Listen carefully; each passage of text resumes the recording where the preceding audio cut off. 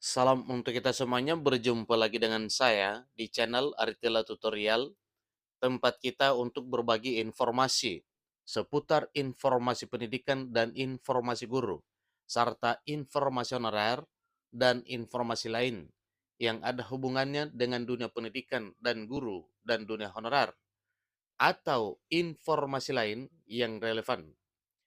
Pada pertemuan ini, saya menyapa seluruh Bapak Ibu honorer setanah air yang selalu setia melaksanakan tugas tanpa mengenal lelah dalam melaksanakan kegiatan pelayanan publik, baik di instansi pemerintah pusat, demikian dengan instansi pemerintah daerah. Saya yakin bahwa Bapak Ibu honorer selalu semangat dan selalu dalam keadaan sehat walafiat. Pada pertemuan kali ini ada satu hal penting yang perlu diketahui oleh seluruh Bapak Ibu honorer terkait dengan harapannya dengan adanya Undang-Undang ASN dan sebentar lagi peraturan pemerintah yang mengatur terkait dengan pengangkatan honor menjadi ASN, ini tak langsung diangkat. Ingat Bapak Ibu, tidak langsung diangkat. Tetapi ada syarat yang harus dilalui, yang mana syaratnya juga tidak sebagaimana seleksi ASN pada umumnya. Nah Bapak Ibu, sebagaimana kita ketahui bersama bahwa komitmen pemerintah bersama dengan DPR RI, yaitu ingin menuntaskan honorer sebagaimana yang telah dijanjikan oleh pemerintah bahwa honorer akan dialih statuskan menjadi aparatur sipil negara, baik status ASN P3K demikian dengan PNS. Nah, informasi terkini disampaikan bahwa tidak langsung diangkat. Ini syarat yang harus dimiliki tenaga honorer agar bisa jadi aparatur sipil negara sesuai masa kerja. Tentu ini satu pertanyaan juga, apakah masa kerja dijadikan sebagai dasar atau syarat? Tentunya kita berpatokan pada apa dan bagaimana peraturan pemerintah yang akan mengatur tentang hal ini. Nah, Bapak Ibu, terkait dengan hal tersebut, mari kita simak informasi berikut. Dan jangan lupa, sebelum masuk pada informasinya, dukung channel ini dengan cara like dan subscribe, share, dan komen, serta nyalakan tombol notifikasinya supaya semua informasi yang disalurkan melalui channel ini selalu update di layar Bapak Ibu. Tanpa basa-basi lagi, langsung pada informasinya. Nasib tenaga honorer di Indonesia hingga saat ini masih digantung. Walaupun Undang-Undang Aparatur Sipil Negara 2023 telah resmi disahkan, maka tenaga honorer masih menunggu keputusan nasib mereka ke depannya. Kita ketahui bersama bahwa Undang-Undang ASN terbaru di tahun 2023 tahun ini sudah resmi jadi payung hukum pada tanggal 3 Oktober 2023 beberapa waktu yang lalu. Diketahui sebelumnya tenaga honorer dikabarkan akan diangkat menjadi ASN jika Undang-Undang ASN 2023 resmi disahkan. Informasi terkait dengan hal ini Bapak Ibu disampaikan juga bahwa 3,38 juta tenaga honorer protes tak terdata di website. Begini nasib dan solusinya usai Undang-Undang ASN disahkan. Bapak Ibu, mari kita lanjutkan.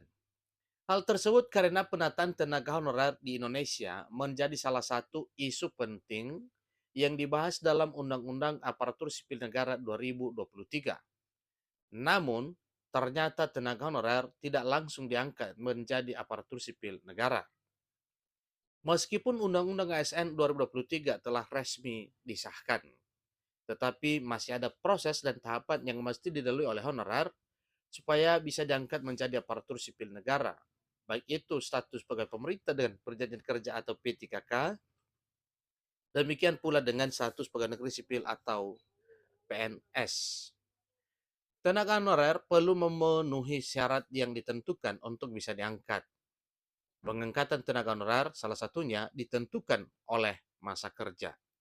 Nah, ternyata Bapak Ibu, dalam hal pengangkatan honorer menjadi aparatur sipil negara, baik PNS maupun P3K, ada patokan masa kerja tertentu yang mungkin dijadikan sebagai dasar dalam hal pengangkatan. Dikabarkan, tenaga honorer akan diangkat menjadi pegawai negeri sipil, dinilai dari masa kerja yang paling lama.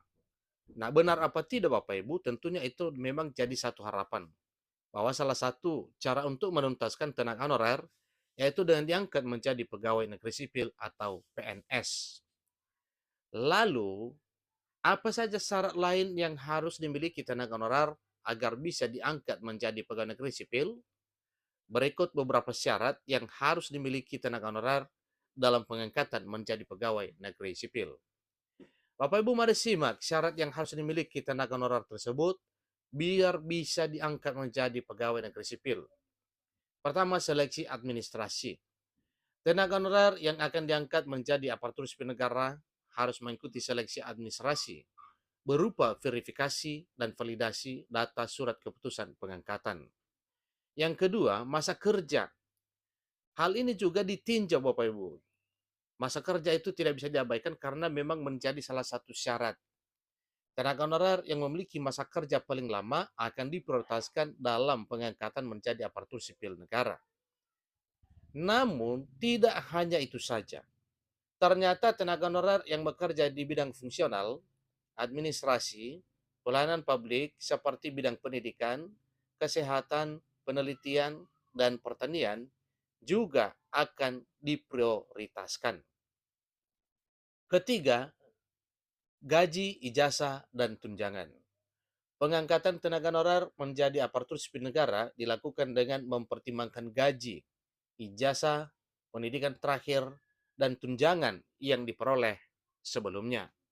Tentu ini juga adalah satu pertimbangan yang dapat dijadikan patokan dalam hal pengangkatan honorer menjadi aparatur sipil negara.